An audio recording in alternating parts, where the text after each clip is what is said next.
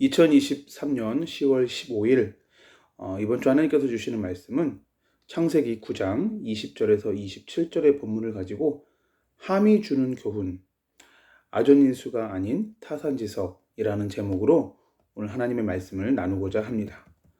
오늘 본문을 보면요, 함과 야벳과 셋이 나옵니다. 그 중에서 함이 한 어떤 특정한 행동으로 인해서 오늘 사건이 발생하게 됩니다. 함은 어떤 행동을 했죠? 오늘 본문의 22절에 보니까 가나안의 아버지 함이 그의 아버지의 하체를 보고 밖으로 나가서 그의 두 형제에게 알림해. 그죠? 노아가 술이 만취하여서 벌거벗고 그 다음에 잠을 자고 있는 그 장면에서 노아의 아들이었던 함이 그 아버지의 하체를 보고 밖으로 나가서 그의 두 형제에게 알리는 이 장면으로부터 시작된 것이 오늘 본문입니다. 그래서 오늘 이 본문의 그 결과 함은 그 자녀인 가나안이 저주를 받고 창세기 9장 25절을 보면요, 가나안이 저주를 받아 그의 형제의 종들의 종이 되기를 원하노라. 그리고 27절에도 보면요, 하나님이 야벳을 창대하게 하사 셈의 장막에 거하게 하시고 가나안은 그의 종이 되게 하시기를 원하노라. 이런 말씀이 있죠. 근데 이 말씀을 백인 신학자들이 노예 제도를 정당화하기 위해서 이 본문을 이렇게 아전인수격으로 해석을 하였습니다. 아전인수가 뭐죠? 내 논에, 그죠? 내 밭에 물을 갖다 대는 겁니다. 그러니까 나에게 유리하도록 성경 본문을 해석을 하는 것이죠. 백인 신학자들이 노예제도를 정당화하기 위해서 본문을 그렇게 해석을 한 것입니다. 근데 과연 이 본문은 노예제도를 정당화하기 위한 구절이 맞습니까? 성경은요, 셈과 함과 야벳을 인종에 따라 분류하지 않았다라는 것입니다. 성경에 어디에도 이것이 백인이고 흑인이고 황인종이다라고 말하고 있지 않다라는 것이죠. 재밌는 건 뭐냐면 타락한 인간의 본성이 사건을 해석할 때 나에게 유리한 방향으로 사건을 해석한다라는 것이죠. 그리고 노예제도를 정당화하기 위해서 그 근거를 이러한 성경 구절에서 찾았다라는 것입니다. 이 본문은요, 여전히 논의 중입니다. 여러 가지 해석이 있고요. 그 중에서는 노아와 함이 동성애를 했다, 이런 해석도 간혹 있습니다. 확실한 것은 어디까지나 추정일 뿐이고 논의 중인 것일 뿐이고 정확한 해석은 아무도 알 수 없다라는 것입니다. 그렇다면 본문이 우리에게 주는 명시적인 그 교훈만을 우리가 찾아서 그 교훈을 통해서 우리가 오늘 깨달을 것들을 깨닫고 우리에게 적용시킬 것들을 적용해야 되는 것이 맞는 것이겠죠. 오늘 본문을 다시 한번 보시면 함은 어떤 행동을 했다고요? 오늘 본문 22절을 보시면 가나안의 아버지 함이 그의 아버지의 하체를 보고 밖으로 나가서 그의 두 형제에게 알렸습니다. 즉 한마디로 말하면 함은요, 아버지의 수치스러운 모습을 형제들에게 떠벌리고 다녔던 것입니다. 출애굽기 21장 17절에 보면요, 자기의 아버지나 어머니를 저주하는 자는 반드시 죽일지니라. 마태복음 15장 4절에도요, 하나님이 이르셨을 때 내 부모를 공경하라 하시고 또 아버지나 어머니를 비방하는 자는 반드시 죽임을 당하리라 하셨거늘. 결국은 오늘 이 함이 노아로부터 저주의 말을 들은 이유는 바로 본인의 행동에서 비롯된 것이지요. 아버지의 수치스러운 모습을 가렸어야 되는데, 덮어주었어야 되는데 형제들에게 떠벌리고 다녔다라는 것입니다. 그 결과가 어떻게 됐어요? 이에 이르되 9장 25절 가나안은 저주를 받아 그의 형제의 종들의 종이 되기를 원하노라. 자, 함이 원래 했어야 하는 행동은 무엇입니까? 함이 원래 했어야 하는 올바른 행동은 무엇입니까? 바로 아버지의 허물을 덮어주었어야 하는 거죠. 잠언 17장 9절 말씀을 제가 읽어드릴게요. 허물을 덮어주는 자는 사랑을 구하는 자요. 그것을 거듭 말하는 자는 친한 벗을 이간하는 자니라. 그러니까 함은 노아의 행동을 노아의 그 허물을 덮어주었어야 되는 것이죠. 여러분들도 이웃의 허물을 알게 되면 자꾸 그것을 타인에게 공유하지 마시고 허물을 덮어주시기를 바랍니다. 그것이 올바른 하나님의 자녀의 모습입니다. 자, 큰 두 번째로 오늘 이 함의 행동을 통해서 우리가 또 깨달을 수 있는 건 뭐냐면, 본문에서 우리에게 주어지는 교훈은 무엇이냐면 바로 부모님을 공경하라는 것입니다. 부모님을 공경하는 것은 하나님의 명령이죠. 레위기서 19장 3절은 이렇게 말합니다. 너희 각 사람은 부모를 경외하고 나의 안식일을 지키라. 나는 너희의 하나님 여호와이니라. 네, 성경은 우리에게 부모를 경외하라고 말하고 있습니다. 또한 부모님 말씀에도 순종하라라고 가르치고 있죠. 창세기 28장 7절에 보면요, 또 야곱이 부모의 명을 따라 밧단 아람으로 갔으며, 부모의 명을 따라서 야곱이 행동을 합니다.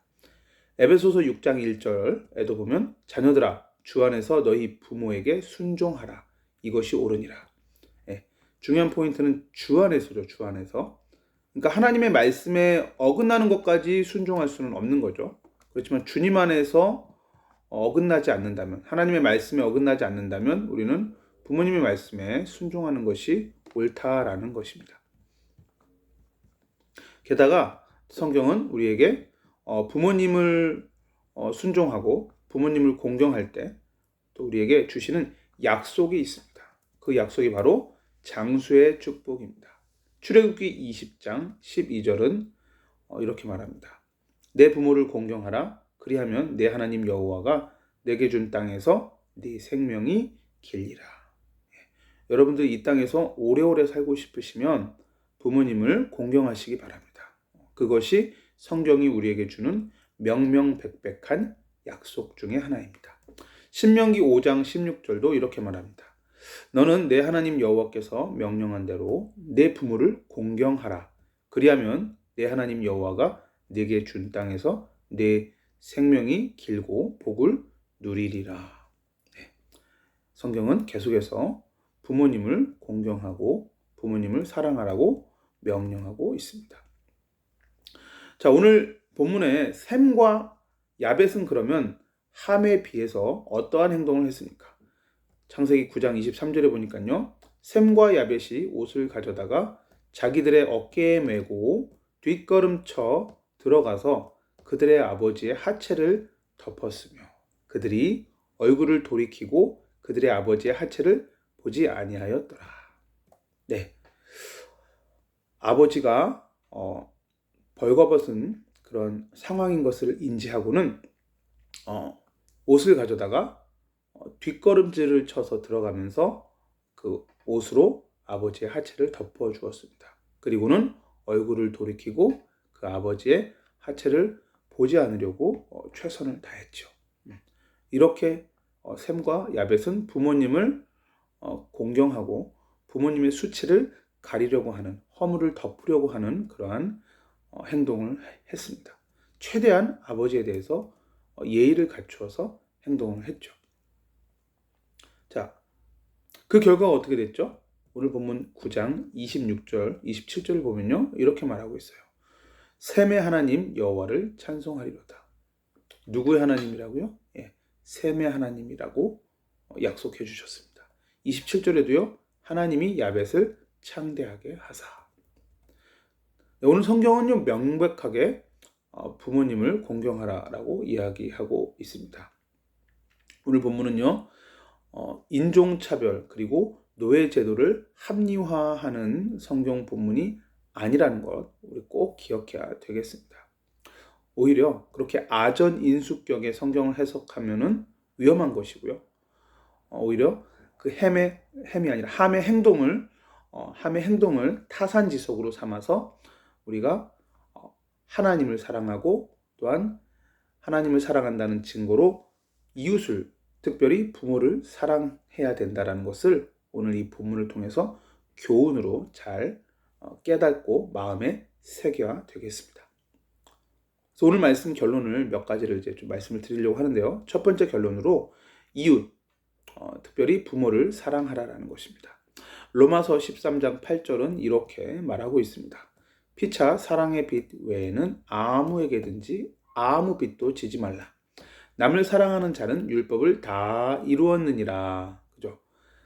성경은 우리에게 이웃을 사랑하라라고 말하고 있습니다. 로마서 13장 10절에도요. 사랑은 이웃에게 악을 행하지 아니하나니 그러므로 사랑은 율법의 완성이니라. 끊임없이 사랑하라라고 말하고 있습니다. 여러분, 이웃을 사랑하게 되시기를 예수 그리스도 이름으로 간절히 부탁을 드립니다. 자, 우리가 이웃을 사랑할 수 있는 근거가 있죠. 그 근거가 되는 것이 바로 뭐냐면 하나님이 먼저 우리를 사랑해 주셨기 때문입니다. 요한일서 4장 10절에서 11절은 이렇게 기록하고 있습니다. 사랑은 여기 있으니 우리가 하나님을 사랑한 것이 아니요 하나님이 우리를 사랑하사 우리 죄를 속하기 위하여 화목 제물로 그 아들을 보내셨습니다. 사랑하는 자들아, 하나님이 이같이 우리를 사랑하셨은즉 우리도 서로 사랑하는 것이 마땅하도다. 그렇습니다. 하나님께서 우리를 먼저 사랑해 주셨어요. 우리가 하나님을 사랑한 것이 아니고 하나님이 우리를 먼저 사랑해 주셔서 우리 죄를 속하기 위하여 화목제물로 독생자 예수 그리스도를 보내주셨습니다. 그 예수님을 통해서 우리는 죄사함 받고 하나님 자녀가 되고 영생을 얻게 되었습니다. 그러므로 이렇게 우리가 하나님의 사랑을 받았기 때문에 우리는 서로 사랑하는 것이 마땅하다라고 요한일서 4장 10절 11절은 우리에게 권면하고 있습니다. 그러므로 여러분 하나님을 사랑하신다면 그리고 하나님의 사랑을 힘입어 구원받고 죄사함 받았다면 이제는 서로를 사랑하시기 바랍니다. 특별히 부모님을 사랑하게 되시기를 예수님의 이름으로 간절히 축원을 드립니다. 결론 두 번째로 이제는 정말 우리가 이웃을 사랑한다면 이웃을 향한 비방을 멈춰야 되겠죠. 그래서 이웃을 비방하지 말고 도리어 이웃의 허물을 덮어주시기를 간절히 소망합니다.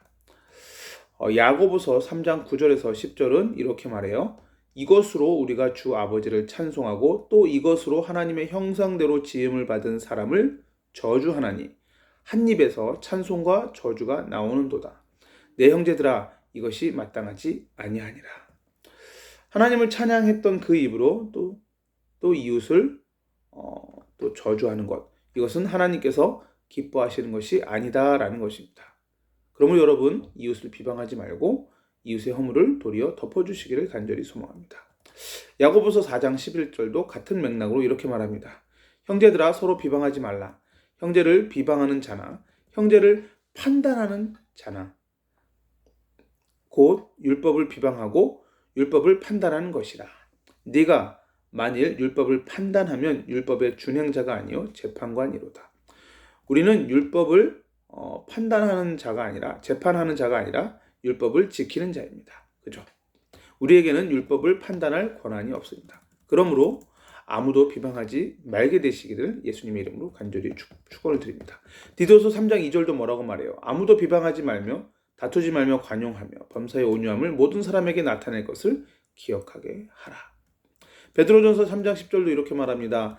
그러므로 생명을 사랑하고 좋은 날 보기를 원하는 자는 혀를 금하여 악한 말을 그치며 그 입술로 거짓을 말하지 말고. 시편 15편 3절도 이렇게 말해요. 그의 혀로 남을 허물하지 아니하고 그의 이웃에게 악을 행하지 아니하며 그의 이웃을 비방하지 아니하며. 네. 이 말씀대로만 순종하고 사시면 되겠습니다. 이웃을 비방하지 말고 도리어 이웃의 허물을 덮어주시는 우리 모든 성도님들 다 되시기를 살아계신 주 예수 그리스도 이름으로 축원을 드립니다. 결론 마지막 세 번째로 여러분 하나님의 말씀을 내 육신의 정욕의 충족의 도구로 삼지 말게 되시기를 간절히 축원을 드립니다. 간절히 소망합니다. 성경 본문을 나에게 억지로 무리하게 적용하면 곤란한 일이 생길 수 있다는 것이죠. 오늘 본문이 바로 그것을 이야기하고 있습니다. 베드로후서 1장 20절 이렇게 말합니다. 여러분은 무엇보다도 이것을 알아야 합니다. 곧 성경의 모든 예언을 자기 마음대로 해석해서는 안 된다는 것입니다. 예, 여러분 마음대로 성경을 해석하시면 안 됩니다. 어떻게 해석해야 돼요? 예, 언약적 관점으로 해석하셔야 됩니다. 자, 언약적 관점이 뭐냐? 성경 66권을 통해서 하나님께서 우리에게 말씀하시고자 하는 큰 약속이 있습니다. 거시적인 약속이 있습니다. 그 약속의 흐름 안에서 성경 본문을 이해하셔야 올바른 이해가 가능하다라는 것입니다. 조금 구체적으로 말씀을 드리자면 창세기 3장 15절 뭐라고 기록하고 있죠? 여자의 후손이 오셔서 뱀의 머리를 상하게 하실 것이다 라는 약속입니다. 그 여자의 후손의 약속대로 마태복음 1장 23절 처녀가 잉태하여 아들을 낳았습니다. 그래서 그 이름을 뭐라고 하죠? 임마누엘이라고 합니다. 이 일을 번역한즉 하나님이 우리와 함께 계시다 합니다. 그죠? 그래서 독생자 예수 그리스도가 임마누엘로 우리에게 찾아오셨습니다.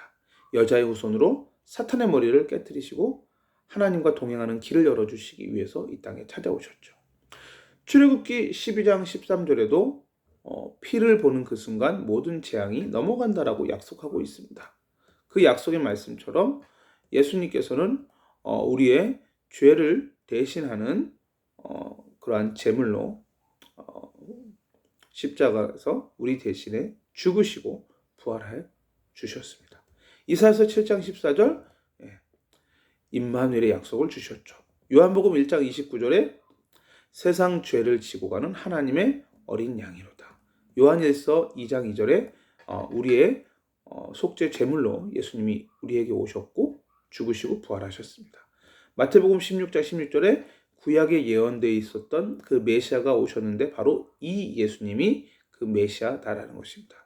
이분이 바로 하나님의 아들로 이 땅에 오셨다라는 겁니다. 이분은 사람의 모습으로 보이지만 창조주 하나님과 본질적으로 동일하신 하나님이시라는 것이죠. 요한복음 1장 12절은 이 예수님을 영접하면 하나님의 자녀가 된다는 것입니다. 디모데전서 2장 4절 이 예수님을 온 세상에 증거하는 것이 하나님의 소원이라는 것입니다. 마태복음 24장 14절 이 예수님이 땅끝까지 증거되면 예수님 다시 오시고 이 땅은 종말을 이룬다는 것입니다. 로마서 11장 25절 유대인이 복음화되기 위해서 이방인의 충만한 수가 먼저 채워질 것이라는 것입니다. 계시록 22장 20절 그래서 이 예수님이 다시 오실 것을 기대하며 아멘 주 예수여 오시옵소서 하고 그렇게 기도하는 것이죠. 자, 이처럼 복음과 전도와 선교라는 관점으로 이 성경 66권의 본문을 이해하시면 정확하게 우리가 성경을 이해할 수 있게 된다는 것이죠. 그러므로 내가 복음, 내가 내 중심적으로 해석하는 그러한 오류에 빠지면 안 되고요. 아전인수격 해석을 버리시고요. 하나님의 말씀을 말씀으로 온전히 순종하며 하나님 말씀대로 순종한다면 하나님을 사랑하고 이웃을 사랑하고 전도와 선교에 힘쓰며 우리의 다음 세대를 복음으로 양육하는 일에 힘쓰시는 모든 성도님들 다 되시기를 살아계신 주 예수 그리스도의 이름으로 간절히 축원을 드립니다. 이 시간 말씀을 생각하시면서 기도하시겠습니다. 하나님, 오늘 이 본문을 통해서 하나님께서 우리에게 주시는 영적인 교훈을 우리가 마음에 잘 새기게 하여 주시옵소서. 하나님의 말씀을 나의 육신의 충족의 도구로 삼지 않게 하여 주시고 하나님의 말씀을 나에게 유리한 대로 아전인수격으로 해석하지 않게 하여 주시며 하나님의 말씀 그대로 온전히 순종하게 하여 주시며 또한 성경 66권을 언약적 관점으로 잘 이해하게 하여 주시옵소서. 복음과 전도와 선교와 제자 후대 키우는 일 그리고 정말 세계 선교하는 그 일에 우리가 말씀대로 순종하며 하나님을 사랑하며 이웃을 사랑하며 살아가게 하여 주시옵소서. 특별히 부모를 공경하게 하여 주시고 이웃을 향하여 비방의 말을 버릴 수 있도록 은총 베풀어 주시옵소서. 내 부모를 공경할 때 이 땅에서 장수의 축복도 주신다고 하셨사오니 약속하신 말씀대로 부모를 공경하고 사랑하는 모든 성도님들 다 되게 하여 주시옵소서. 함의 이야기를 통해서 우리에게 주는 이 교훈, 우리가 잘 타산지석으로 삼아서 우리가 더욱더 이웃을 사랑하고 남을 비방하지 않고 말씀대로 순종하며 살아가게 하여 주옵소서. 예수님의 이름으로 기도합니다. 아멘.